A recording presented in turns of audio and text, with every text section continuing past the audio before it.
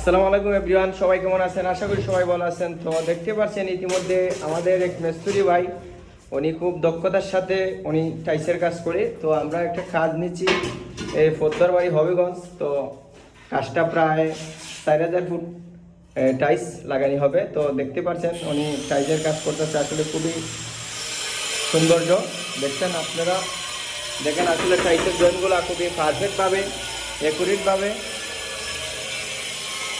দেখতে পাচ্ছেন, আসলে খুবই সুন্দর নিখুঁতভাবে কাজ উনি দক্ষতার সাথে সবাই করতেছেন। তো আমরা এখানে 4জন মানুষ দেখতে পাচ্ছেন, আরেকজন আছে উনি আমার হেল্পার, খুবই ভালো মানুষ।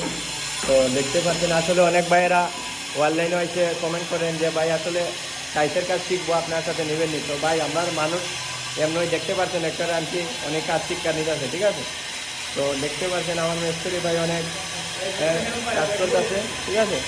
তো আরেকজন মিস্ত্রি ভাই দেখতে পাচ্ছেন উনি এখানে টাইস কাটাকুটা করতেছে। তো তো ভাই ভালো আছেন? ভালো আছি। তো ভালো আছেন? তো আপনি কেমন আছেন? ভালো আছেন? ভালো আছি। তো আমি আজকে আসলাম, আজকে আমি সাইটে আসলাম, তো আপনার সাথে দেখা সাক্ষাৎ করি। তো কি অবস্থা, কাজের কি অবস্থা? ভালো নেই? খুব ভালো। তো সুন্দরভাবে দেখছেন আমার মিস্ত্রি ভাই অনেক ভালো, উনি কইতাছে যে আসলে খুবই কাজ ভালোভাবে হচ্ছে, ঠিক আছে।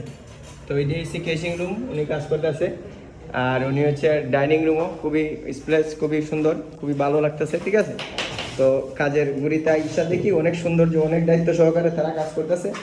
তো আশা করি সবাই বুঝতে পারছেন কাজটা হচ্ছে হবিগঞ্জ পদ্মার বাড়ি উকিল সাহেবের কাজ, ঠিক আছে। তো আশা করি সবাই বুঝতে পারছেন। ধন্যবাদ সবাইকে, আসসালামু আলাইকুম।